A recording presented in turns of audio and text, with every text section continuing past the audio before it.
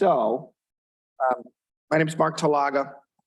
I'm the owner and director of the Center for Identity Potential in Huntington Woods, Michigan, and in Park Ridge, Illinois. And we are a counseling center that specializes in working with gifted kids, 2E, very complex kind of stuff. And I've been doing that for about 10 years now. I love working with gifted kids, and I love more than that, working with the parents of gifted kids, which I believe that's all of you, right? We're all parents on some level, or maybe educators and things like that. And so today we're doing just a bit of a primer course on Gifted 101. So it might be baseline stuff for some people. It might not be, I don't know. What I like to start out with though is getting a sense from you what some of your questions are about Gifted, or what is your understanding, or just what you're hoping to get out of this or hoping to learn more about would be great. And if I could do you want to be my mic person? Do you mind, just hand that to whoever has any. Does anybody have any questions, or somebody willing to volunteer and kind of get it? Oh, look at that. Gold star. Thank you. Yeah. Oh yeah, push the switch up there. I just want to know more about anxiety with teenagers, gifted teenagers. Thank you. Yeah. So I will talk about that. What you want to know though is with the gifted, everything is just ramped up, basically, right? You have normal human development, normal issues that fall into I use the word normal pretty loosely, but everything's accelerated, and there's reasons for that, and there's ways we can work and deal with that. And typical normative methods might not be effective with a gifted person who has high levels of anxiety, right? And so that's good. That's a good thing. Anybody else have any things they're curious about? Yeah, you in the back there. Big question or reason behind your say. Yeah. Better advocate for my child. How to better advocate through the schools. Yeah, I gotcha. Yeah, with that, advocacy is a really big piece. So my big belief on advocacy, especially with schools, is most schools, unless they have a real big ego on them, are willing to help, but they don't know how, because they don't really understand the issue, right? They think they understand what's going on with the kid and what they might need. So yes, it kind of falls sometimes on parents to be the ones to educate the schools on what they're missing. And that's a journey, right? That can be hard. You can face roadblocks. You can become this squeaky wheel that the school starts to kind of be like, oh, not another email, right? But there are ways to do it. And we'll talk more about that. That's great. Anybody else? These are great. Questions, things you're hoping to get out of it? Oh, keep going. Yeah. Yeah. Okay, yeah, you just make sure to project, because the only reason I had the mic, thank you, by the way, for doing this, was so that the people that listen to the recording can hear it, but I'll try to repeat your question as well so we can make sure. Go ahead. Feeling transition. Transitions, that's such a big one. That's tied to anxiety too. Yeah, dealing with transitions, that's all executive functioning, by the way. Yeah. I've been learned, but it is executive functioning. Yeah.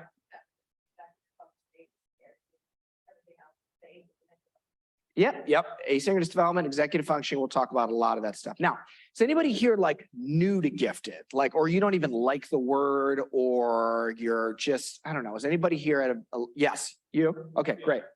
So that's good. Then I'm going to be really focused on you today, because I want to make sure we get that baseline understanding, because gifted is, in my opinion, not a perfect word.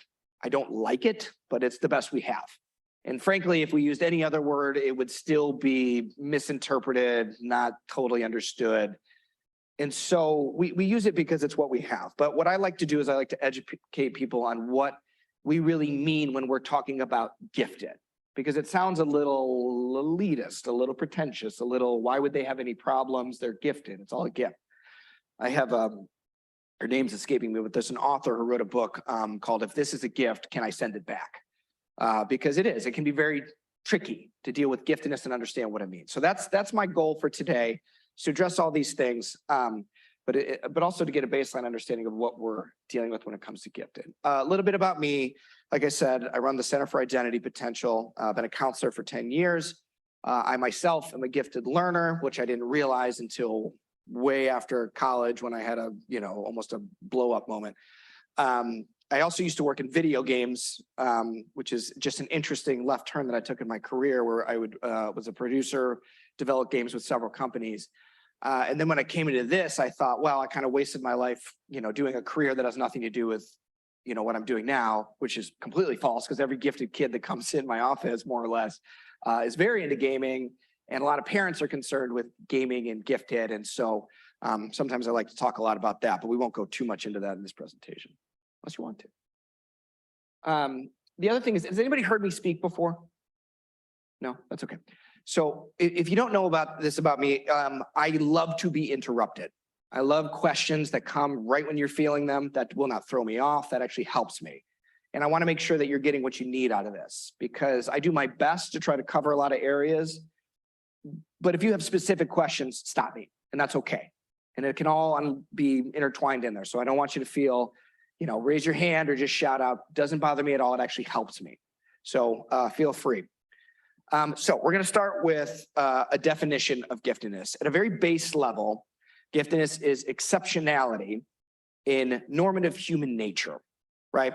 So if you're looking at a bell curve, where right in the big part in the center is just your average, your norm, you take a random poll of 100 people, most people fall right there. What we're dealing with in giftedness is some level of our development, some level of how we grow as people that is way outside of the norm or accelerated, right? That's typically how we understand giftedness.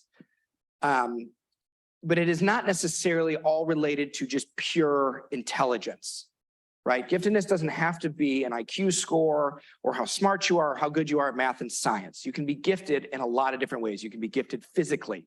There are athletes that I would consider gifted, and maybe you put them in front of a math lecture and that's not their strength, but that doesn't mean they are not within the realm of what we talk about with giftedness. You can be gifted artistically. You can be gifted in your sense of moral justice, where you have a stronger sense of what is right and wrong. And a lot of kids have this, a lot of gifted kids deal with this issue. And so I never limit giftedness to, what did they get on their WISC or Wyatt score? Because that doesn't tell you the whole picture. We're looking for some level of their development that is far outside the norm, okay? And when you deal with something that is far outside the norm, you have to have an approach that deals with that. You have to work with them outside of the norm. It's the same thing if you go on the other side of the bell curve to people that are developmentally delayed. Teachers and educators have to go through years of training and special ed understanding to be able to educate and work with these kids. But we don't really have that on the other end, which is, doesn't make sense to me, because giftedness falls into the realm of special education on some level, because it is outside of the normative. The world isn't built for people that are, I use this word loosely, deviant, that, deviate from the norm. So we're not here. And the other big part of that is not just how we educate them and how they learn and how they grow, but it's how they view themselves as people. Because a lot of parents come in with concerns that some of their gifted kids' behavior feels like it's a problem, right? But in the right context, it might not be. It's how that kid ultimately and how that person ultimately comes to understand themselves and their own unique nature as it relates to their giftedness. That's the goal. We have to know what makes us take in information or produce information, input and output differently, right? And what we need in order to support that. So when we're dealing with gifted kids, if you don't have that mindset of evaluating the behavior through a right context, and you don't just jump to the normative, well, my kid, my kid never knows, is always interrupting kids in conversations, and socially, that's a problem, and they'll never make friends because they can't seem to figure that out. Okay. And then sometimes they're like, well, that's a diagnosis of this, that, or the other. Maybe they're on the spectrum or whatever. Maybe not. In that kid's head, it might make absolutely perfect sense for why they're doing that at that moment. Or maybe there's some part of their neurology where they struggle with working memory, which is where you hold information online in your head. And because that's so difficult for them, they have to speak right away or they're afraid they're going to lose it. And so they're desperate to find a way to not have that happen because that creates frustration. And so they're interrupting, right? Now, we don't just leave the behavior as it is and make everybody, say, oh, that's just who they are and let's let it be. We try to educate hey, this is how your brain works. This is what we need to do. But instead of just telling them to stop interrupting, that's rude, and where they feel like they're morally failing, we take a little bit of extra level of assessment and understanding to say, okay, so I understand why this is happening for you. And let's look at some ways that we can look and how we can keep that stuff in your head so you're feeling like you're not going to, lose it in the moment, and you're not going to, miss out on an opportunity, whatever it is, right? Is that making sense? Right? Okay. So if you're going to learn about giftedness, one of the core tenets to understand, and this is to me is a little basic, is the idea of overexcitabilities. So this comes from the psychiatrist Dabrowski, who was one of the first people to take intelligence and extreme nature into mind and helped to classify it and understand it. So, there's a lot of different flavors in a sense of giftedness, and they don't all fall into this. Not every kid will have all of these, basically.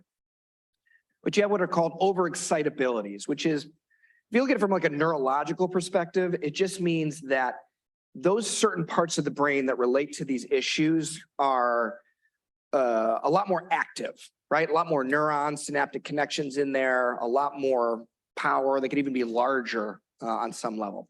So you have what's probably the most commonly understood is the intellectual overexcitability. They are just sponges for knowledge and learning and want to knowing more, and they want to info dump on people and tell them everything they've learned about something. That's an intellectual overexcitability. And the way we look at overexcitabilities is we're looking at them as raw potential, right? They have the potential to be this avid learner and scholar and wanting to understand things at a deep, deep level. And that's kind of what they need. And so we try to help support that, right? Now, all of these overexcitabilities are both good and bad in a sense. They have, two sides of the same coin. So it's not that, I have an intellectual overexcitability, therefore I'll always be good at school. It might mean they'll only be good at things that they're really, really interested in, and other things seem boring and they struggle to learn those kind of things. And so sometimes we have to help understand what that's about and how we can help support the kid. Emotional overexcitability. Does anybody have an emotionally sensitive, gifted kid? Yeah. So was I, by the way. I would cry at the drop of a hat. Everything felt like the world was ending. I had a lot of feelings, and a lot of times those feelings felt too big, or they felt like I shouldn't share them, or, people would be like, why are you crying? Why are you sad? I don't understand. It doesn't make sense, to the point where I felt like I was doing something wrong, right? I didn't understand that it was an area of potential. Look at me now, I'm a therapist, right? I use my big emotion. I use it to connect. It was potential all along. But as a kid, it was frustrating for my parents when I would be explosive, and it felt really difficult and unmanageable. But really, it was just an overexcitability that was underdeveloped. It was potential. And that's how we want to look at giftedness, right? When it seems to be a behavior that's not serving or being an issue or making the kid really vulnerable out in a public space, we want to understand it as they're underdeveloped in something that's too much for them and becomes overexcited. Imaginational overexcitabilities, I believe most gifted kids have this on some level, where there is a rich, deep inner world that exists in gifted kids. Excuse me, getting over a little cold. And you never want to forget that, because a lot of kids that are gifted, but maybe have trouble expressing certain aspects of their life or certain emotions or certain feelings or certain ideas. And it could become like, they don't, they're not really thinking about it, or they're ignoring it, or they're pushing it to the side. Don't always be so sure of that. There is always a rich inner world going on, but sometimes it doesn't always come out. So we want to just go to that place of understanding gifted kids, that there is a lot of complexity underneath the layer, even if they don't admit to it. Sensual or sensory overexcitabilities. This happens a lot. Too much sound, too much noise, and too much light, and too much stuff happening all at once. They don't like textures of something. The seams of clothes or the tags on the back of their shirt drive them nuts. Or they're really picky eaters, and they're really picky eater because the sensory overload and overexcitability that happens to them in the moment is too much. And so sometimes when gifted parents are like, they won't eat. Sometimes that's an issue you have to address. It's not always overexcitability, but other times it's because like the texture of like, let's say scrambled eggs is so big for them. It's like too much to process, the feel of it, the taste of it, to where it's like, whoa, no, I can't even deal with it. It makes me like physically react. Now, what that could be a sign of, remember, potential, that could be later in life, something that is a very sharp palate, right? They could be a chef or a gourmand or something because they can really pick up on the nuance of it. But at a young age, it's completely and utterly overwhelming. And so we want to look, again, we always want to evaluate, is what it is really an issue? Is it related to their giftedness? Is it related to some level of latent potential that is being underdeveloped? That's how we want to look and work with gifted. And this can happen not just at home, but in a classroom, right? If you got a kid who has sensory overexcitability, sensory processing issues, auditory processing issues, whatever it is, and they're sitting next to an AC unit that clicks on and off every 5 minutes, that bothers them. They might not even know it, but on some level, their anxiety is just constantly at a low to mid-grade state because they're trying to like not notice that, but it's always going in, right? So you pay attention to that. You say, where are they sitting in a classroom? Oh, okay, well, maybe let's move them more to this section of the classroom where it's a little quieter, where there's a little less sensory stuff going on. You know, for a sensory kid that's in a classroom where there's like stuff on the wall everywhere and it's colors and it's bright and it's everything, that can be distracting and tough, right? And so you look at all these little things that are affecting input, that are affecting anxiety, because that all can create anxiety. I don't know how to deal with it. I don't know how to process it. I'm just trying to focus. You know, I have a lot of kids that come in and they're in a classroom where if other kids are being disruptive, it is such a bother to them to where they get mad at the teacher. The teacher just can't control the kids. I'm mad at the teacher. Teacher doesn't do a good job because they're really struggling with the idea of I can't learn when that's going on. So any reactions to this? Is this, we getting some nods? This is all good. Okay, good. Right. And then, yeah, go ahead. He's in the classroom, always to him, he was. Yeah. If they don't want to pay attention, so they throw the teacher off on purpose. I can't understand why doesn't everybody want to learn? Right. And so they don't know how to relate to that and it gets frustrating for them. And they don't know how to manage that. And then they feel on some level that they're the odd one out, right? Like, why am I an alien? You know, am I? So, and it's okay, by the way, right? Sometimes we can't fix what's happening, but we create a deeper awareness and understanding of why it bothers him as much as it does. And, you know, how we go about trying to regulate ourselves through experiences like that. Okay, and that sometimes that's very difficult, but there's some skill that you might need to develop to help with that because we can't always control the kids. Now we could ask for help from the school and from the teacher and, you know, hope it maybe separate the kid, whatever it is, right? But on some level, when you start to recognize and become aware of your own vulnerabilities in life as a gifted person, our job is to not make everybody accommodate around that. Our job is to figure out how we need to protect ourselves because it is a need for protection so that we can integrate back into the world and do what we need to do. You know, my mentor, Andy Mahoney, he taught me most everything I know about gifted, right? He's been doing it for 35 plus years. He and a few other colleagues created the idea of counseling to gifted specifically. You know, and he always tells me like, yeah, you know, when I go on an airplane, I'm claustrophobic. And I get sensory overload. I feel high levels of anxiety. It is extraordinarily difficult for me. But I know that I have to travel a lot. I have to be here, there, and everywhere. And so I have to figure out what I need to do to regulate my breathing, to regulate my emotions. I have a mantra that I walk through. He has developed very strong frameworks for how he is going to visualize himself getting from the airport onto the plane, off, and then where he needs to go. Because that's what he needs to develop. And he doesn't treat it as, oh, woe is me, you know, I'm a victim and anything. He just owns it, that that's a part of who I am. You know, and that's really the ultimate goal. I don't think we talked about psychomotor yet, but psychomotor is, you know, just moving around a lot, right?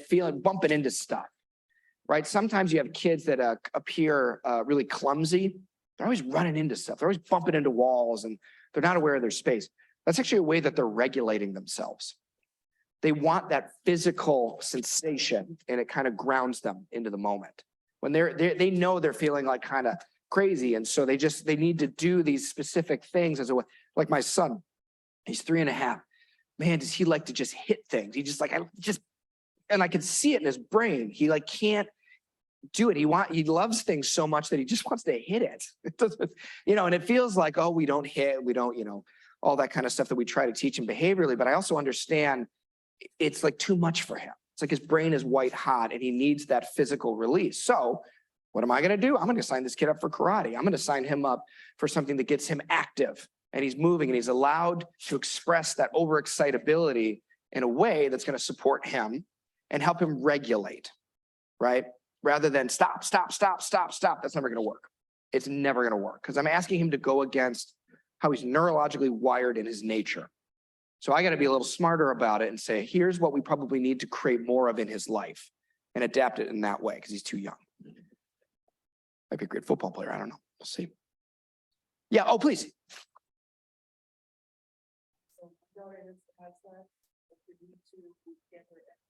Yeah. Yeah.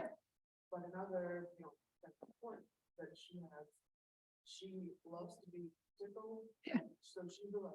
And it was the people that was, from 5 to 10 years old. Oh. And she asked us to tickle her, and it seems like she would never get enough of it. Yep.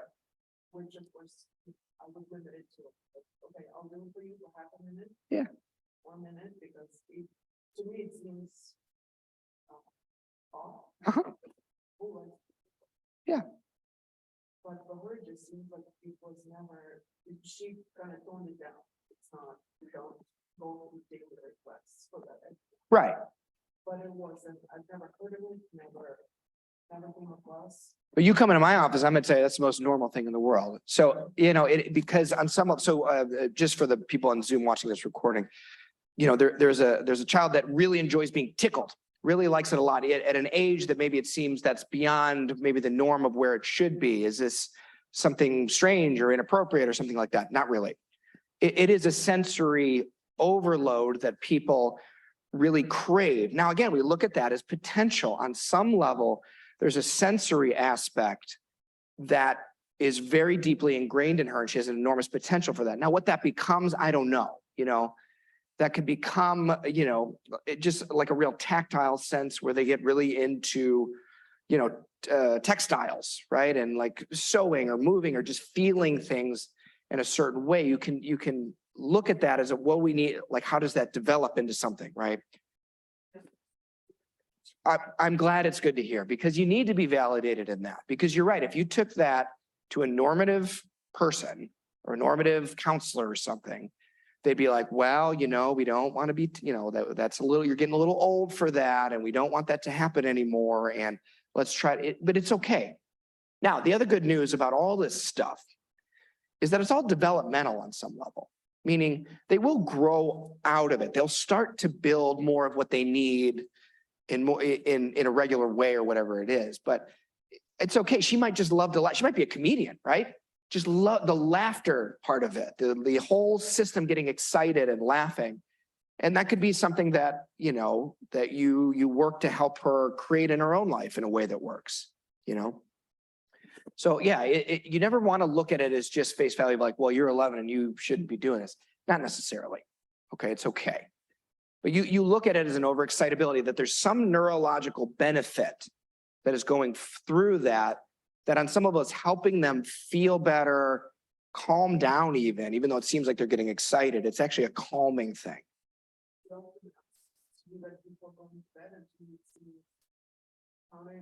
Right.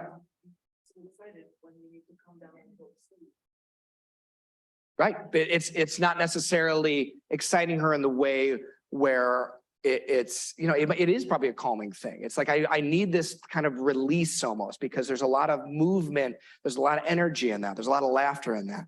So yeah, again, I don't know your kid. I don't know what that might lead a potential to, but that's how you want to look at it.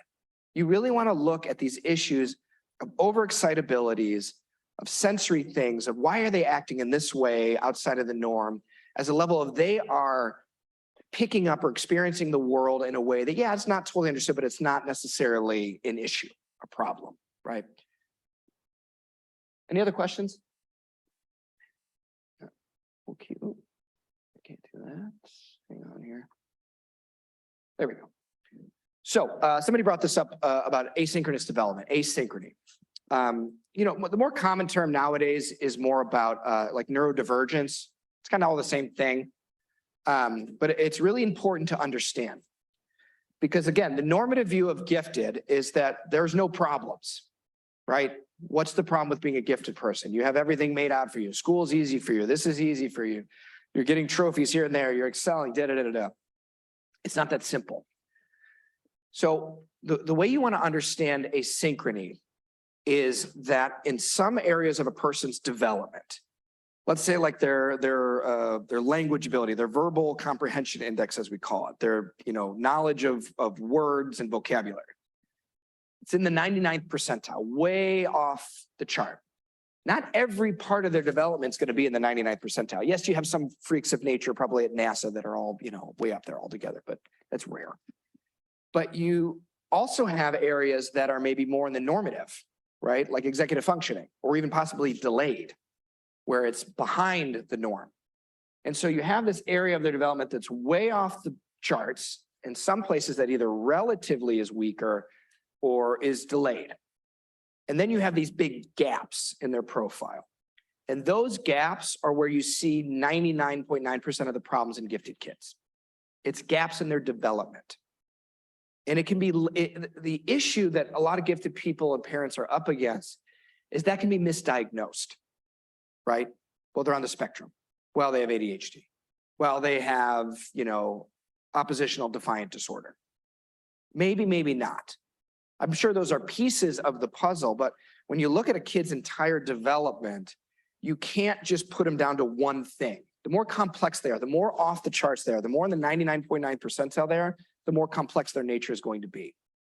And so you have things like, nonverbal learning. You have things like math computational issues. You have things like gross and fine motor skills. You have all these different areas where a person develops, and you could have massive scatter, or their processing speed is really, really low, meaning they're brilliant, but they can't express it, right? Maybe they have a language expression problem. And so that creates a lot of anger. Some of the angriest gifted kids I've ever met are brilliant, but can't share it. And that creates a lot of anger. And we don't want to understand that anger as defiance or being a little brat. It's more like they can't get it out, and it's so frustrating. Or you'll have a gifted person who really envisions how things are supposed to be. Like my daughter's a very talented artist, and she loves to draw. I don't know where she gets from. Neither me or my wife are artists at all, and she loves it. She could do it all day. But boy, does she get frustrated when she's like, it's not right. It's not the way it needs to be. It's wrong. And she rips it up, even though I think it's beautiful. But the issue is, in her head, she envisions what it's supposed to be. She recognizes innately that she has some potential. But because it's underdeveloped, she doesn't have the skill yet because she's only 6. It creates this explosive reaction that it's not right. It shouldn't be this way. And so it's hard because we have to teach kids how to scaffold up and how to, get the appropriate learning and how to understand things foundationally, right? So that you can build off of that and really get to the level that you want to get to. And we talk about this a little in my next talk about negotiating with gifted kids, about how you have to first validate that their anger is coming from someplace real, right? That they really care, they really want to do better. But because of these gaps in their profile, because they're asynchronous as all get out, they struggle, right? And so a rule of thumb that you might want to learn about gifted is, for the gifted, the simple is complex and the complex is simple, okay? They can do amazing, brilliant things you would never even do yourself. And they can do it at such a high level that you're like, this kid is the next, Elon Musk, Einstein, whatever. But they can't remember to take a shower. They can't get out the door in the morning, no matter how much you're yelling at them, right? They can't tie their shoes. They can't ride a bike, right? And so it's frustrating for almost everybody involved. Of why can they do this? But in this specific context, they're struggling or they're being really anxious. And that's really where the anxiety comes from, by the way. That's the anxiety. It's the way we look at anxiety at our center is we teach it as it is a symptom where there is some sort of lack of skill, lack of ability to do something that they innately feel they should be able to do. And because they don't know how to do it and they feel they should be able to do it, there's just this energy underneath it that builds up and becomes anxiety. Now you can just be wired hot and have, anxiety just at a higher normal level, just neurologically speaking. Your nervous system is just a little more sensitive, whatever it is. But specifically in cases where the anxiety seems to spike all of a sudden, or it's outside of the norm, you're looking at some level of challenge in that person's life. And they are not aware of it on some level. And you can't be so sure that you know what it is. It could be something that is coming up in 6 months that is just cooking in the back of their head. That they have a ton of anxiety about, right? Because they're all over the place. They're rich inner world. They're thinking about all these things all at once. And so this can start to feel confusing. It can start to feel like there's so much. It can feel too comprehensive. And what I would say to that is good, because it is. You need to feel that nature of this is very complex. And so, at our practice, we are big believers in assessment and evaluation. I'll just go into that for a second. Actually, let me skip ahead. Here we go. So if you work with us, you either come into our office with a neuropsych evaluation, or we assess to see if it's appropriate for that child to have a neuropsych evaluation. Because our goal is to really understand that kid as comprehensively as possible. We want to know all the variables, all the factors. Every point of data we can get is valuable, right? So sometimes you'll go and they'll get, oh yeah, we got testing, and they did a whisk, and they did like a Connors test, and we found that they're really smart and they have ADHD.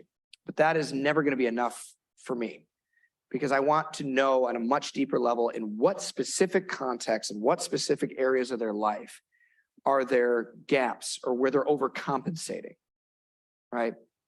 Now, this is just a little aside, but gifted boys typically are more of a squeaky wheel. They're letting you know something's up, something's wrong, I don't like it, I hate it, I'm having a hard time.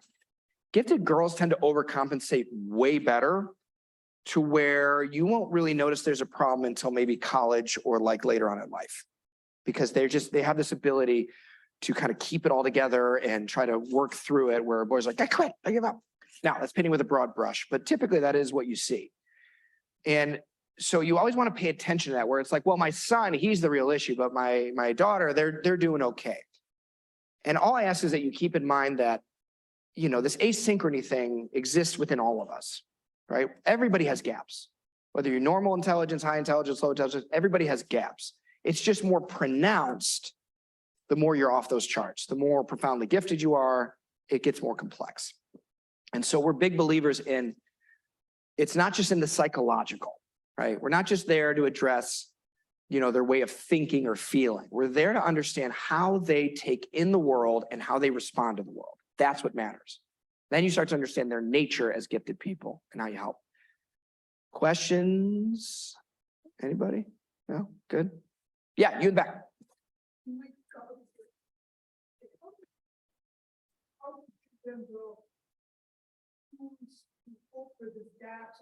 Yeah.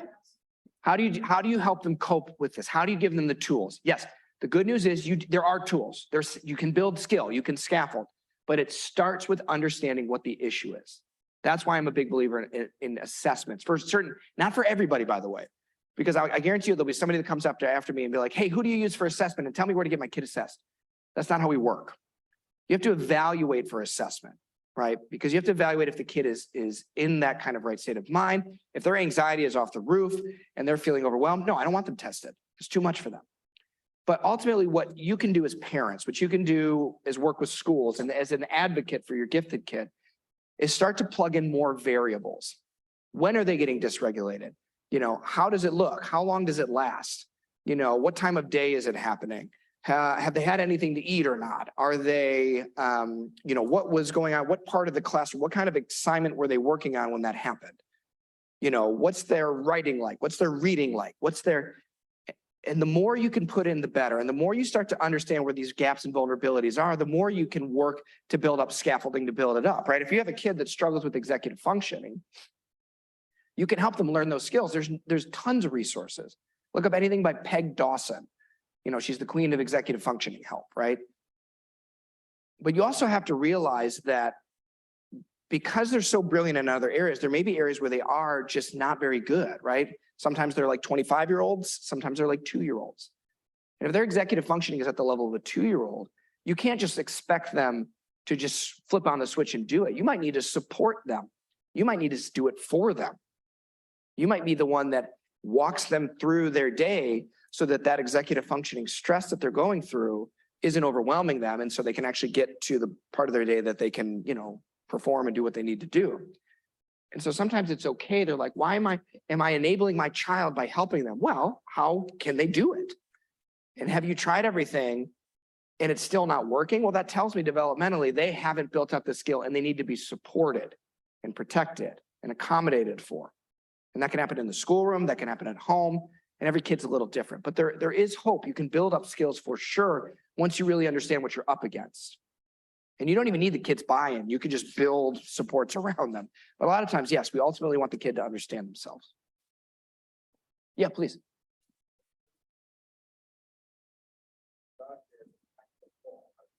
Right.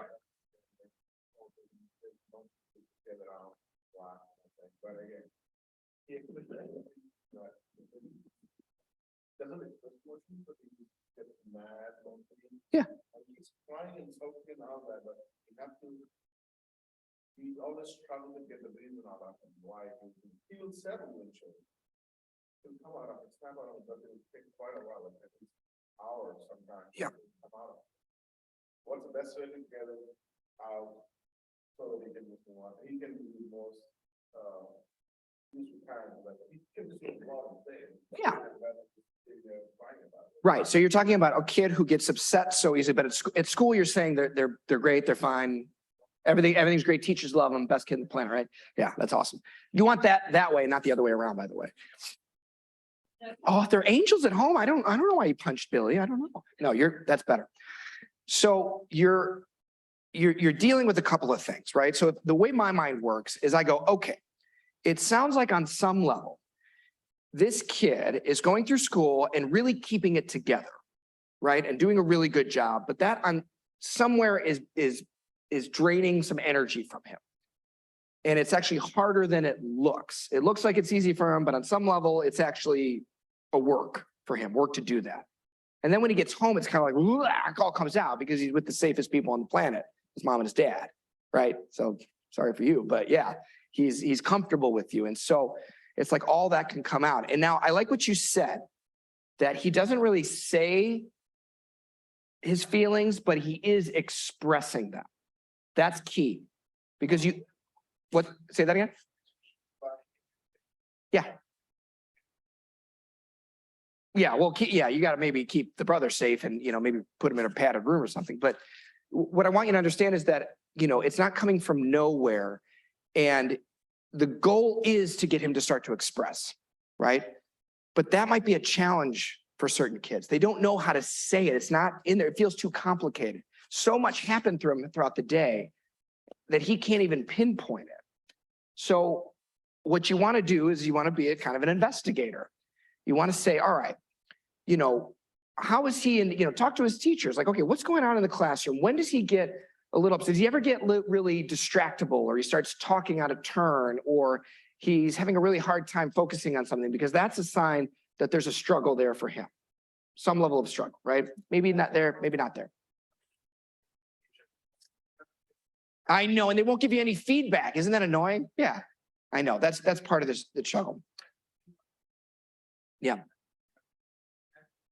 Yeah. Whole days of work and tiredness, when you come home and do that, it is getting more frustrated, to get more mad at them than consoling them and getting the reason out of it. Right. Right. So I mean, like, I don't want to go too far into it because again, I want to, but there's a couple things, right? I'm a big believer in a feelings chart that has all the words where it's not about him having to retrieve it in the moment when he's really dysregulated and angry. It's more about recognizing it. Oh yeah, that's more what it is. You can help him with that because again, it's about expression. So you can download a feelings chart offline anywhere. That might be more helpful than you think. Because it's not just anger. I'll guarantee it. There's other things. And so when he has choices to choose from, that aids in his expression. And the more he's able to express and the more you're able to understand it, he will calm down, right? That's part of it. Second part of it is you can build into his day, that time when you come home and you're white hot, and it's either, I want to give you that time to go run it out, go get into, go do what you like to do. And I want you to have that time. And then when we come back, I don't know, I don't know your kid well enough. So I'm just throwing out some stuff that maybe might click for you. But the ultimate goal is to get to the place of expression. What's going on? And again, it's hard because you go to those teachers and you're like, look, I know he's great in the classroom, but where do you see him being a little bit off even? Because I'm telling you all that, you can't get too much information. The more variables you put in, the better, always. Things will start to click and you'll start to say, oh, I see why you're getting so upset. I see why that was really frustrating for you. Now, after he calms down, is he a little more expressive? Yes. Yeah, okay, that's good. Yeah. So all you really need to do, don't try to convince him out of his mad state, by the way. Don't do that. That makes it worse. Because when a kid is dysregulated like that, any other information or sensory stuff you put in, any extra stuff, is just adding fuel to the fire. It's more like, you're mad. I can tell you're mad. Go be mad. But go be mad in a way that you're not hitting somebody, right? I don't care. I think it's great that you're mad because you're expressing something. So validate his expression on some level. But it's hard as parents because we see our kid struggling. We just want them to feel better. It is. It's really hard.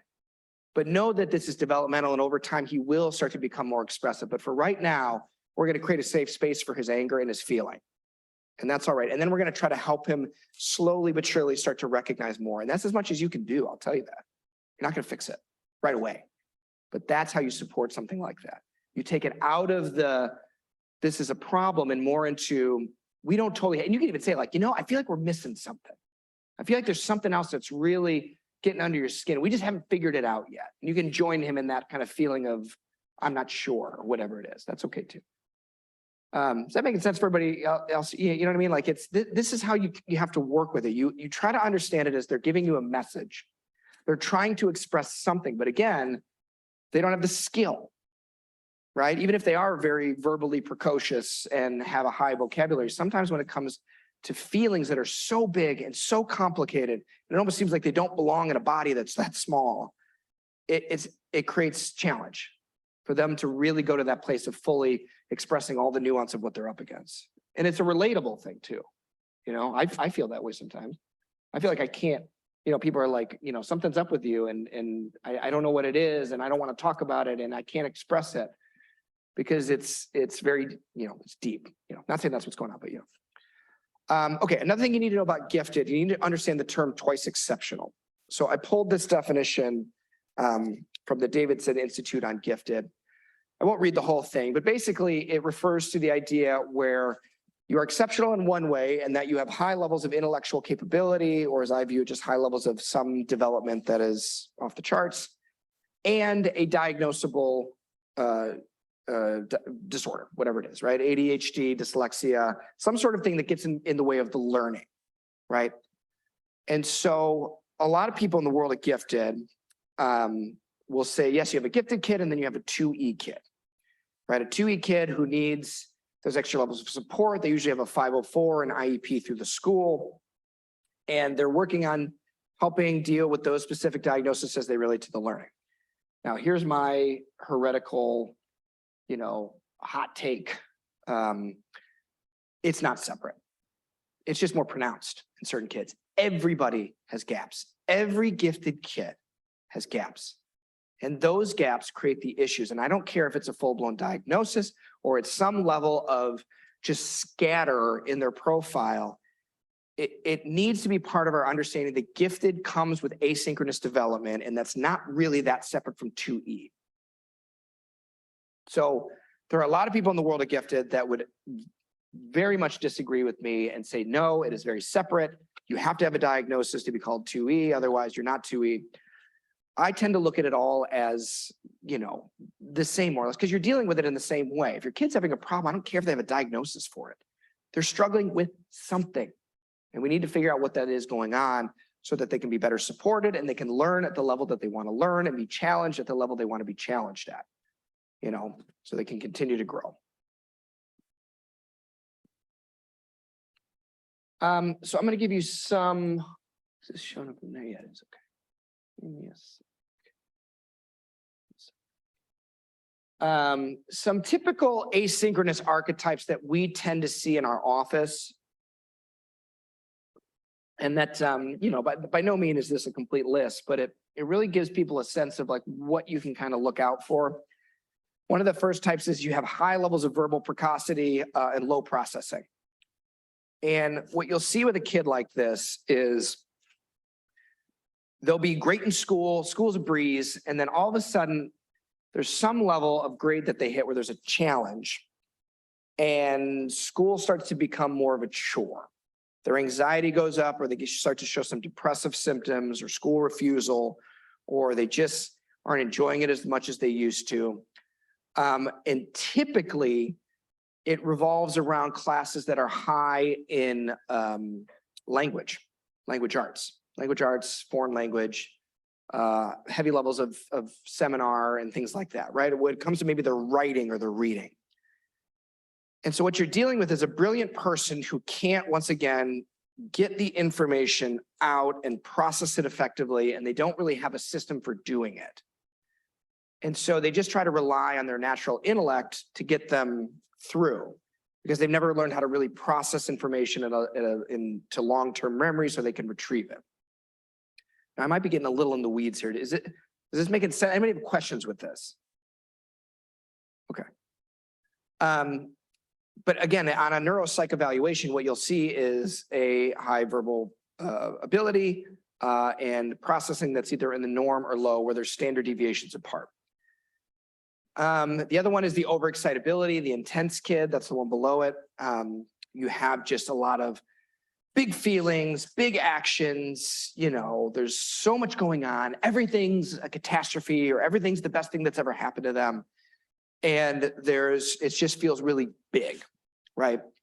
And so a lot of parents are like, we don't know what to do with this. It's getting out of control. They fall apart at the, you know, drop of a hat, or, you know, they believe that this is if they don't do this thing, then we're, you know, abusing them because they don't get to play video games enough or whatever it is, you know, and again, all part of asynchronous development, huge emotional output. But the part of the brain that regulates that is your prefrontal cortex, and that's your executive functioning. And that usually is where emotional regulation comes in. And so if you have a lot of feelings, but low, you know, regulation, it can get big, right? Now, this part of the brain grows over time, but it doesn't finish growing until you're about 25 to 28. So buckle up, you're in for a long ride for some kids, but you can't help it grow. You can always help with executive functioning. Also, if one thing goes wrong, like let's say they lost 30. Yeah. Like it's just so much. They can't Yep. focus on anything else. Same thing. They lost their hat. I don't know how to do it. It's basically, because what they're doing on some level is they have a very rigid, inflexible way of how things need to go, right? That's how they maintain a level of calm around it. Like if I do this, then this, then this, then this, I'm good. And then the second a curveball comes out, it completely throws them out of their framework. And so they're totally dysregulated. They can't calm down. They just need this thing to be found. And it's very difficult for them to just take a breath, let it, you know, fall off their back, and it's okay, right? And so basically you want to break that down and to look at their process of where they need a framework that allows for more flexibility, and how we're going to look at our day and what do we do in that situation. But you got to strike when the iron's cold, not in the moment. In the moment, they're going to freak out, and they're just going to freak out. And I get it. I get how stressful it is to lose things. You really thought that was going to be there, and you don't have it. And that's really throwing your whole day off because you were going to show this off to your friend. And now that you don't have the hat, that friend's never going to be your friend anymore. You know what I mean? It's like, that's how big it gets. And so we try to understand how we handle situations, and you just look at it as an area where there's a lack of skill or an underdevelopment of skill around how they have a framework for when stuff like that happens, and how do we support that, and how do we build that up. But yeah, that can happen for sure. You know, and again, I bring up my mentor all the time, Andy, but when it comes to like all this technological stuff that wasn't working, he would have been a nightmare. I mean, he would have just been like pacing around and I just can't figure this out. And he'd been yelling and he would become totally emotionally dysregulated. He's a 60-year-old man and he is losing his shit, pardon my language. And so but for me, no big deal. It's okay. It's all good. But it doesn't mean there's something wrong with him or that we need to just grow up and it's not a big deal. It throws him off of his process. It throws him off of where he feels really comfortable. It throws him off of everything that he does in order to do a presentation like this effectively. And so it is a serious issue for him. He can't get into that place and he doesn't have the skill around technology to know what needs to work. It just becomes this huge thing for it. And now I've learned to accept that about him and he's still a very, lovely person. But yeah, I know that that's an area of vulnerability for him. And so I know how to try to help him protect that. And I'll go to him and be like, look, man, you are stressed. I don't want you to even think about it. I'm going to deal with it. I got this. We're going to be okay. Like, that's what I'll say to him. And he'll be like, okay. Because he can accept the help. Let's see, expressive receptive language difficulty. I talked about this a lot about expression, right? Can we get what we need to say out? Life is all about expression, how we express ourselves in ways that represent who we really are, right? Our practice is called the Center for Identity Potential, because we're big believers in that we create identities that serve as expressions of our true nature, who we really are. And when we live in identities that don't really fit us, it creates all sorts of issues. So if you have a kid who believes that they are smart, their identity is the smart kid. They've always been the smart kid. They believe they'll always be the smart kid. And then they're struggling in school. They're going to have a little identity panic. Why is it? It doesn't make sense. Why is this happening? I can't understand this, because on some level, they're not living in a way that really understands that they are asynchronous, that they are a gifted learner, and that means both good and bad things, I guess. And so we have to adapt how we create identities. And so sometimes people who are miserable in their jobs, it's like, is this really how you want to express yourself through your work? And we have to look at that. And maybe we can make adjustments within the job, or maybe you got to go somewhere else entirely, or maybe you were told that you can never do the thing you really wanted to do, and you're still struggling with that value system, right? It's all about how we express ourselves. And when we have better ways to express ourselves that really reflect who we are, we're healthier, we feel better, we're able to connect more, we get what we need. That's the goal. And so if we have issues with language, that creates a lot of that problem. Verbal versus nonverbal working memory deficiency. So sometimes this will be a kid that comes in and verbally you tell them, I need you to do 5 things. You need to go upstairs, you need to brush your teeth, you need to put your clothes away, you need to grab your stuffed animal, and then you need to come back downstairs. And they go upstairs and they come back down with their toothbrush. They're like, I did it. Did you? That's an issue with verbal working memory. They could not hold on to those 5 steps in a row and remember the verbal cues. Now, this happens in the classroom. If you have a kid that has really struggling with verbal working memory and the instructions are given to them auditorily, that creates a problem. They may not remember it. They might not remember the homework. They might forget to turn it in. They didn't remember anybody told them that. And they say, nobody told me that. And they truly believe that. They truly believe nobody told them because it didn't go into long-term memory. Or you have nonverbal working memory. Hey, I want you to go make a peanut butter and jelly sandwich. Now in my head, I can walk through the pictures in my mind of how I would do that. I'd grab the peanut butter, grab the jelly, grab a knife, grab bread, and put it in there. I could see it all. But if you have issues with your nonverbal working memory and you can't step by step even see how that's done, it's an immediate overload. You want me to do what? What? I make a sandwich? Are you crazy? And it's not, and it's like, you're in calculus. What are you talking about? You don't know how to make a sandwich. Don't be so sure. That's asynchronous. That's gifted, right? Simple is complex, complex is simple. And so you have to really start to understand that they're not being lazy. They're not being obstinate. They're not being totally dependent on you. They might really be struggling with the task and they don't know how to do it. And because they want to do well, they just freeze up or avoid it or make you do it, right? And so we have to look at that stuff. We have to see what's really going on there and how we can support and work them through. And maybe we write out the instructions. Maybe that's just what we need because that's how we process. Executive dysfunction, I talked about a lot. I talk about executive function a lot because it connects with everything. It connects with your relationships, by the way. I was hoping somebody would ask for that. Absolutely. So executive functioning is like the command center of your brain. It's right in here, prefrontal cortex. It allows you to consciously act on something you're trying to do. And there's a lot of sub-functions for executive dysfunction, which I should have listed out in here, I realize now. So some of the sub-functions are initiating, starting something, sustaining. I've started this good behavior and can I continue with it? And do I have a process and a way to keep it up? Prioritizing. Can I prioritize what's most important in this moment, or does everything feel like it's urgent? Sequencing. Can I do things step by step by step? What's one? Or am I jumping over to step 14 and getting stuck on that? Transitions. Who mentioned transitions? Was that you? Yeah, transitions. Huge executive functioning. Transitions into bedtime, transitions out of bed in the morning, transitions from summer where it's unstructured to school where it's super structured. That can create an enormous amount of stress on people that don't know how to work through a transition and what they need. But all of them are skills and all of them can be brought up and developed and worked through.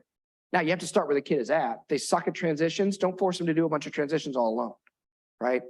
We talk through it. We say, this is an issue with transition. This is that transition issue we're talking about. So here's how we're going to get through it. You know, we're going to put this down. We're going to walk through the sequence, whatever it is. Emotional regulation, metacognition, being aware of how you're thinking. That's all executive functioning. And I'm probably missing a couple. But basically all these different skill sets and tasks that may not be developed or may have never needed to be developed because their intellect was so high that they just skate through stuff. They just can get through things. They never need to learn how to study or take notes or how to process correctly or how to organize things, right? Now, here's the trick with executive function. It doesn't work across the board. If there's an issue with it, it goes way out the window and they works just fine when it's an area of high interest or they have a high level of expertise. All of a sudden, their executive functioning is working perfectly. They know how to build Legos and they could do it for hours and they do it to such a massive scale and they're sequencing and they're prioritizing and they're doing all this stuff and it's amazing because it's an area of interest. They can switch it on. So it short circuits this issue, but it doesn't appear in everything. If they don't have an area of interest and they don't see the purpose in it, then they might be struggling with this. And so you look back to, I think there's an executive functioning issue, right? It works in relationships too, right? If you can't prioritize relationships, if you can't sequence through, you know, certain aspects of what you need to do with this friend and how you're going to meet or how you're going to create a play date or how you're going to, you know, what you're going to do when you get there or you don't have a plan, that can get in the way of connecting. Executive function is a lot. Did that answer your question, by the way? It seems like it did. And then you have internal versus external processors. So it's not so black and white as all this, but a lot of kids are internal processors. Right? It's all inside and they're all working through it on their own to the point where they need to write a paper for school or write a narrative and they write it all in their head and they're processing it internally. And then you have people like me who are external processors. I got to talk it out to work it out. I got to say, okay, here's what I'm thinking. I feel like if we're going to work on this kid and what he really needs, like I got to do it out loud and I got to get feedback. That's how I really understand something better. Right? And so you have kids that argue a lot with you. Don't be so sure that's not a way for them to process what's really going on and what you're saying. It's kind of like they need to get it out and you need to walk them through and kind of be patient with them as they work out what they're trying to figure out because they're external processors, right? So these are just some examples of asynchrony and how it appears in a practical sense, right? And there's a bajillion more. Let me see.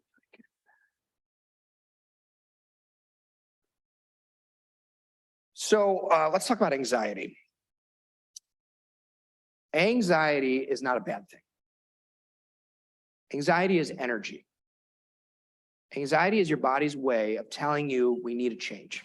Something needs to go. Something needs to shift. It's an alarm system. Now, if anxiety gets out of control, you get into like a panic disorder or, your anxiety disorder. Yeah, you got to deal with anxiety and you got to deal with it fast.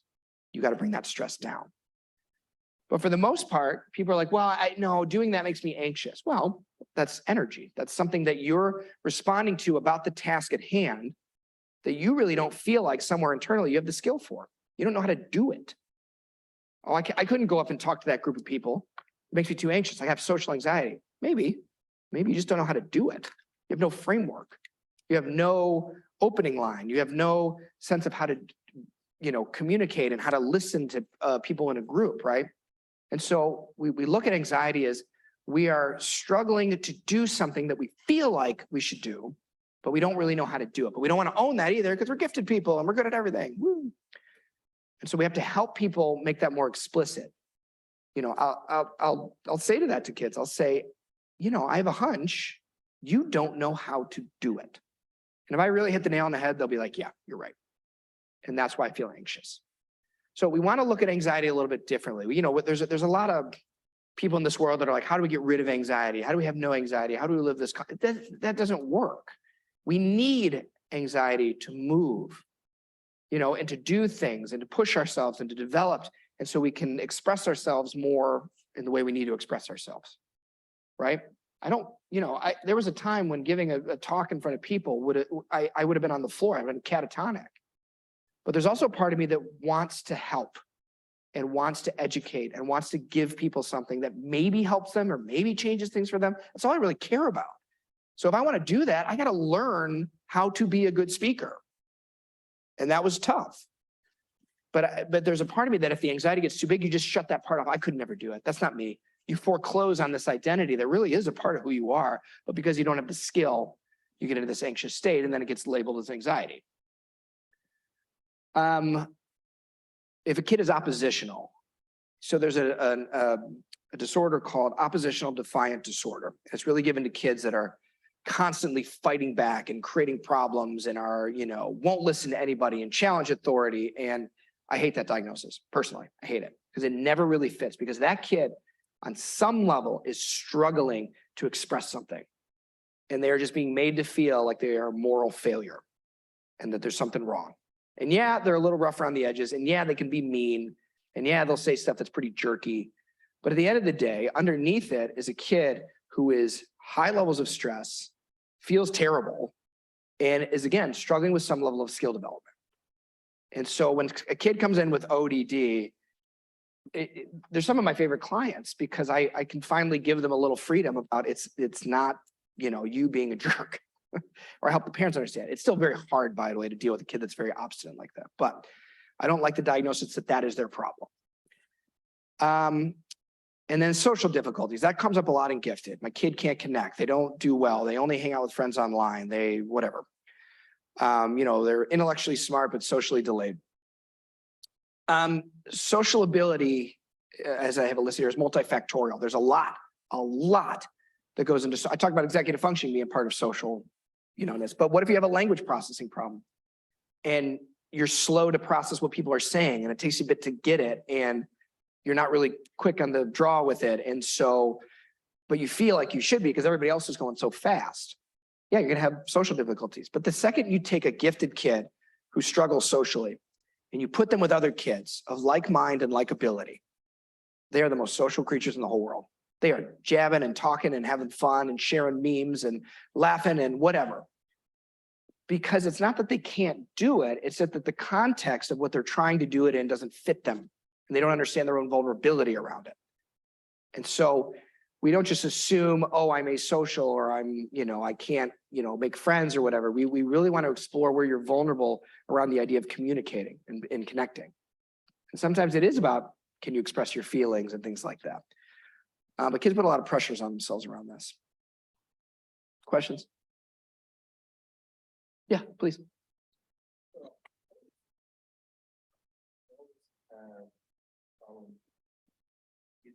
The older kids, Uh-huh. it makes is comfortable with the younger kids and you make a lot of best friends out of that. But if it is age or anything that's older than him, he's really interested, go and play out with them. And we asked him multiple times, but again, he doesn't want the answer why he doesn't do that. Right. But instantly, it still goes out into the little kids. Yeah. So you have a kid who is more comfortable playing with younger kids rather than people with his own age or older. There's no problem with that, first and foremost. That's okay, just so you know. Your kid does not have to play and create friendships with kids their own chronological age, and it won't be forever, just so you know. It's about connection. And look, that your kid who is choosing to play with the younger kids, well, he feels more comfortable for a reason. He feels more skillful. He feels like they're at the level of the kind of play he wants to do, right? And there's something that is allowing him to connect. And there's some level where the older kids, he's not able to go there and he can't verbalize it yet. So all I need you to do is make it okay. It is okay. And as long as he's connecting with people, that's all I care about. I really, that's it. As long as he has the ability to connect and be with people, it is okay. And we make it okay.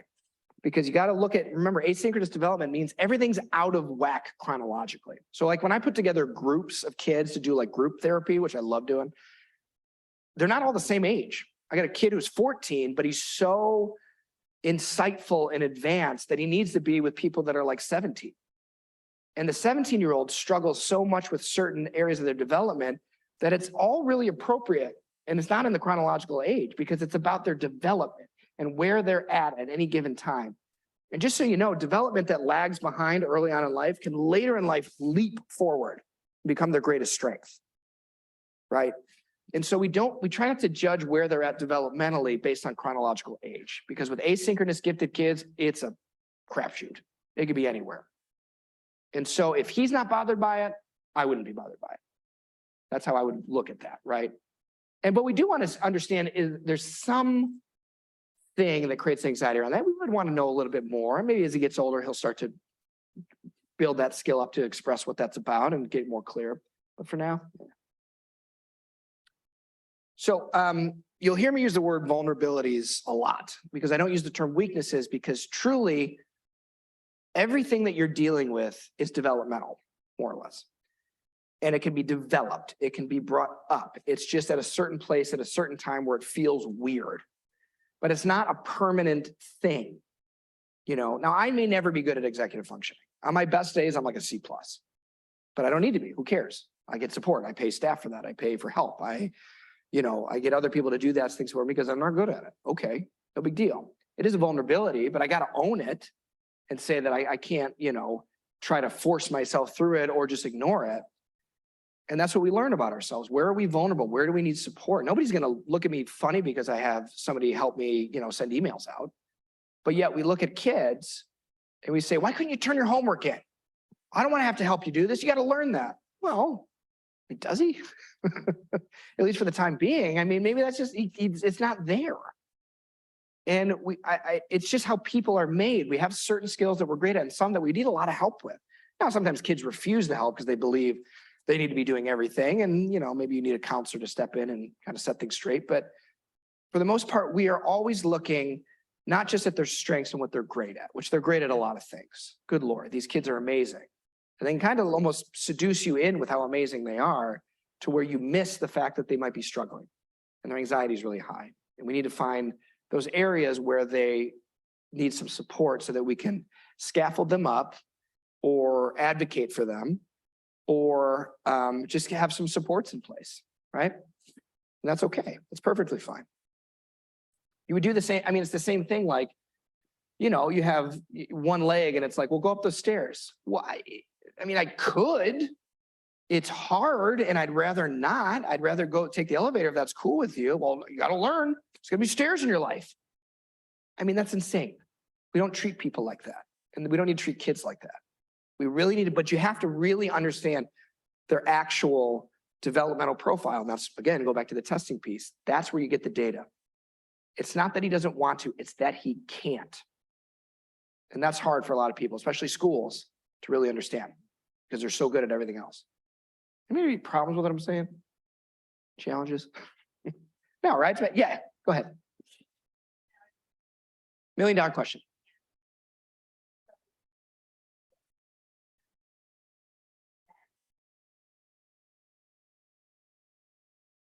Done all of these things, collected data myself at home, even analyzed data myself.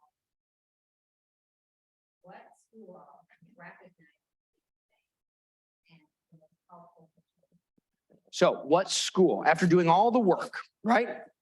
First of all, come work for me. No, it's, you know, after doing all of that and you have this collection and then you have the choice of where do they go to school? Oof, that's a tough question. And I can't give you a short answer, and I hope you're not looking for a short answer because I can't give it to you. But it is a process. And here's where we go back to how we look at adding in more variables, not less. Because we have to look at, you know, yes, what is their educational program, and does it have places that have advanced things so that they can be challenged, but it also have areas where if they're struggling, there's supports and resources in place to help them. We have to look at the physical distance. That matters too. I'm not going to have you drive 6 hours every day just because it's the perfect school. That makes no sense. That's too much stress, right? We have to look at finance. We have to look at, do they understand gifted? We have to look at extracurricular programs. We have to look at the kids' desire to go there. We have to look at the social element. There are so many variables that go into picking a school that the only way to do it is truly to get that like concrete with it, where you are separating all of it out and you're listing out pros and cons and how that would work. And you really have to go to that length. And that's what I would tell any parent to do. And I would help them do it if that's what they need, but there is no perfect school, more or less. Even the gifted schools that I work with, they're great, but they don't work for every gifted kid. They just don't. And so sometimes I'll tell parents like, look, you're gonna spend $35,000 a year at that school. What if you sent them to a public school and you spent some of that money on adjunctive support, on a tutor that really understands gifted, on executive functioning support that's there on a weekly by bi-weekly basis, or you're using that money as a way, so you're supporting the vulnerabilities, but they can still be in more of a mainstream school. That's okay too. We have to get creative because we have to really understand the profile. When you understand the profile, you have to allow yourself to create a solution that's a little unique. Because there is no solution until I start a school, which I'm going to do at some point. Until I do that, there's no real perfect fit for asynchronous kids. And we do our best. And that's all we can do. We do our best because it's a very difficult one. And so I want you to relieve you of the notion that there's a right answer, because there isn't. But what you can do is your due diligence and look at all the variables, and you cannot add too many. Think of everything that matters. You know, what kind of school lunch do they serve? How does that work with my kid? Right? Everything. All of it matters. And then you can process the problem more effectively. Then you'll be like, here's how we're going to do it. There's always going to be a little trepidation, by the way. It's a tough, but I get that question a lot. And so how are we doing? Oh my gosh, we're already at time. I'll touch on this and then we'll see if there's any other questions. Importance of acceleration. You can't deny acceleration. I talk a lot about vulnerabilities and where to support and where to scaffold, but on the other side of the spectrum, we need them to be challenged. I don't want kids that are under challenged, because a lot of gifted kids will want to take the easiest thing because they know they can do it without much stress. And that's not good for them either. We have to be challenged in life. We have to grow. We have to feel that level of stress and anxiety of how we're going to go after something and develop skill around it. And so sometimes we need to have that acceleration piece as well as the support piece. And so that's what makes the school's decision so hard. You go to a place like, you know, International Academy, everything's accelerated and you are going at a breakneck speed. And for some kids, they love it. They thrive off it. But for other kids, certain areas of that would be great and other areas would completely break them down. And so we have to pay attention to all that. You raising your hand? What do you do tonight? Okay, now that is a very good question, by the way. That is a huge question. Now, is everybody here a member of the Michigan Association of Gifted Children? Good.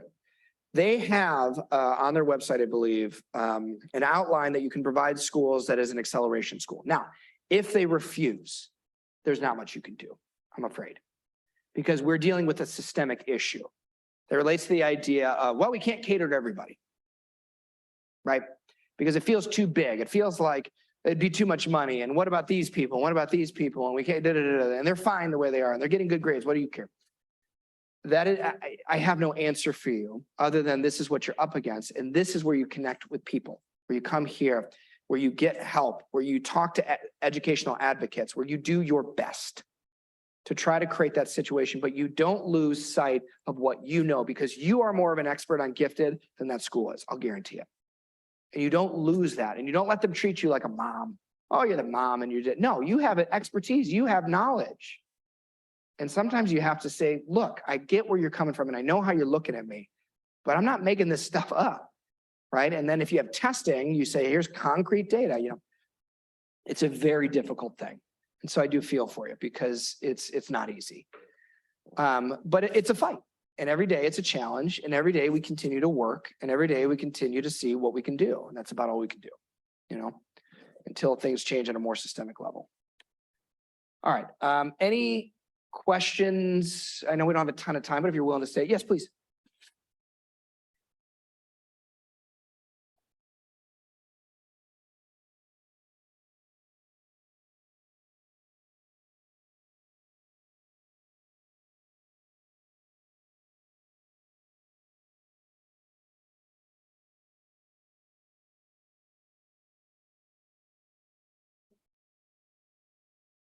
To try to help them to not take the easy route? Well, again, it first starts with awareness. Is that kid aware of why they're taking the easy way, right? You have to start with that level of, there's an incongruency here, right?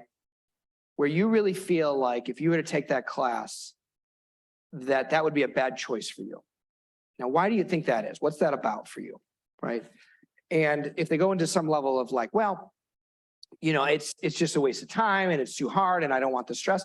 That might be okay, because it may be that that's what they're going to experience and it will overload them. You know what I mean? We don't know. But if you have something more specific of it's like, part of the reason is you never learned to study. You never studied, right? That's a skill that you can't look me in the eye and tell me you have mastered. And I believe that if you learn how to study or take really good notes, that you would be able to process that class at a level. And, if you did the things like pre-teaching, right?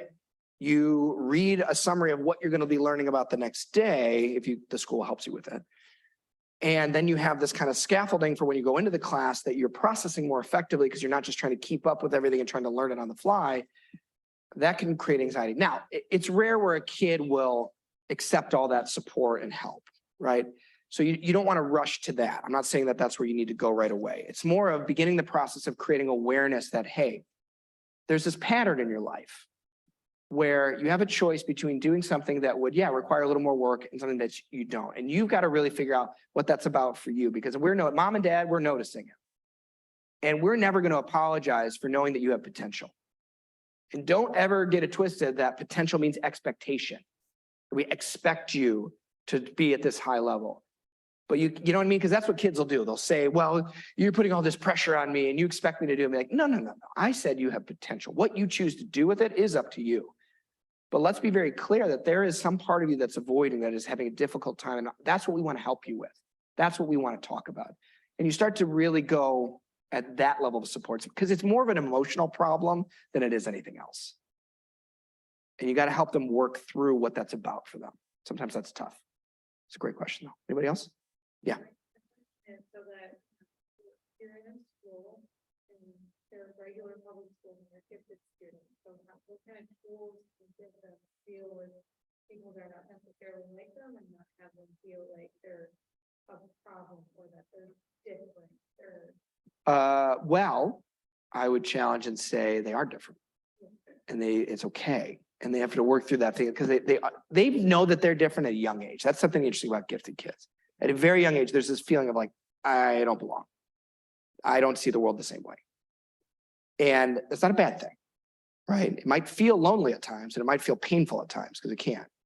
But it's the reality of what they're dealing with. They feel different. And so a lot of kids wish that they weren't gifted. I wish I could just be normal like everybody else. I wish I could just fit in. It's like, well, you know what? You need to shake up the norms a little bit. You need to know the people that are living that way. It's good for them. It's good for them that you're a little different, that you push them, It's okay. It's okay for you to challenge them and say, I don't buy what you guys are selling, And so part of that, it comes with skill development and things like that. But it's a reality that a lot of kids have to face, but they have to start to accept themselves that, yeah, I'm different. I am gifted. I am not in that realm. And what does that mean for me? What do I really want out of that? Do I want them to accept me? Well, they have to accept me for who I am then. I'm not going to compromise that. Now, a lot of kids may not get that at some level, but as parents, that's what we have to stay rooted and grounded in, that we don't allow our kids to compromise their unique nature because they feel like that's what's going to get them, more acceptance and less feeling of isolation. Because it's not. We have to be who we are and then figure that out. I'm not sure if that answers your question at all. We could talk more about it, but yeah, it's a challenge. Yeah. I will do one more if anybody has one, and then we'll wrap. Perfect. Was this helpful? I like to feel that, did anybody get anything out of this? Can anybody share what they got out of it? Something that they're walking away with that really helps me feel like I'm doing a good job. Oh, yeah, for sure. Siblings, privileges, obviously, our older always have questioned why the little one will get away from things he's doing and why I'm not. Yeah. Because of course they have less things to do than the older. Yeah. But he takes that as a reason to not to proceed or advance. And oh, he's only doing this work and I'm doing more work. How would you cope with that? Well, first of all, you as parents have to give yourself, and I think you already do, but give yourself permission that you are two different people and I'm going to treat you differently because you're different. That would be insane for me to treat you the same. You're not the same person. You have different strengths, you have different vulnerabilities, you have different interests, you have different developmental stages. Like, that's nuts. And you kind of got to give them a reality check on that. You do not have to treat your kids the same. They do not have to have everything the same. Now, what you're dealing with is the kid has a sense of fairness and what's fair. But really, they're just struggling with the reality of, but I want that thing and I don't want to do this and I'm struggling with this. But you just have to have the foundational understanding of I'm allowed as a parent to treat you different because you are different. And you just don't move on that.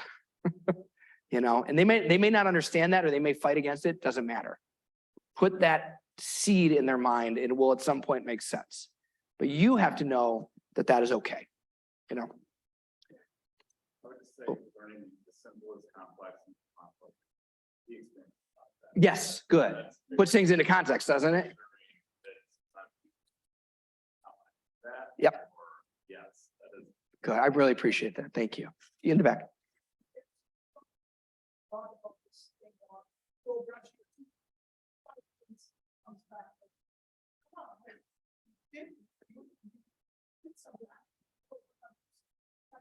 Yep.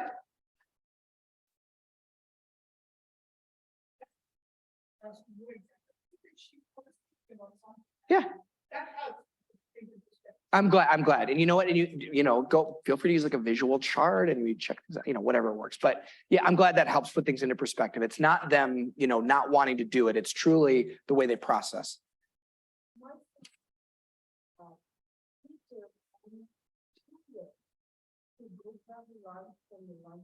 Yep. But he can do math because he's where he is like he's like chicken brain. Yep. So it's like years and a half. But one final day he said, today might be the day I can try like that. Now he does it one time every month. That's it. Hey, that's progress, baby. I love it. I mean, that's what we talk. That's developmental growth. That is a shift that happened. And there was a lot that I guarantee that you did to help support that and a lot that he did. And sometimes you want to help them process that, be like, what's different? Why do you feel like you could do that now? Because you've made a change and I love it. It may seem like small to the world, but for me, I know how big of a deal that is. So what do you think you did differently? And then you help them process what they're doing so it doesn't feel like it's random, that they are actually doing something active to make that happen. That's cool. I like that story. Yes. All of the things that deviate from the norm. Yep. Of the child, and also I hear a lot of validation for myself. When I was growing up, I was forced to fit in the box. Yep. And a lot of what you said kind of validates myself, and I feel like you gave me the permission to be myself. Oh my God, you could not have given me a nicer thing to say in this whole world. Thank you. Oh my God, I'm gonna cry. Yes, that's exactly that's why I do what I do, because I want you to be who you are, right? I want everybody to feel that they can express themselves, even if it's not in the norm, and that we look at it in the context that's appropriate, right? That fits. That was amazing. I'm actually going to end on that because that was wonderful. If you ever need to reach out to me, my personal email is on the bottom there. You can always reach out if you have questions. It doesn't even mean you have to set up an appointment with me. I just like to be there if you need something, okay? So feel free to reach out. We have a whole team at our practices that are all trained in the same way that I'm trained. We love working with gifted. The more complex, the better. We can handle it. And there's nothing you can bring at us that we haven't seen before. I guarantee it. Thank you very much. Thank you.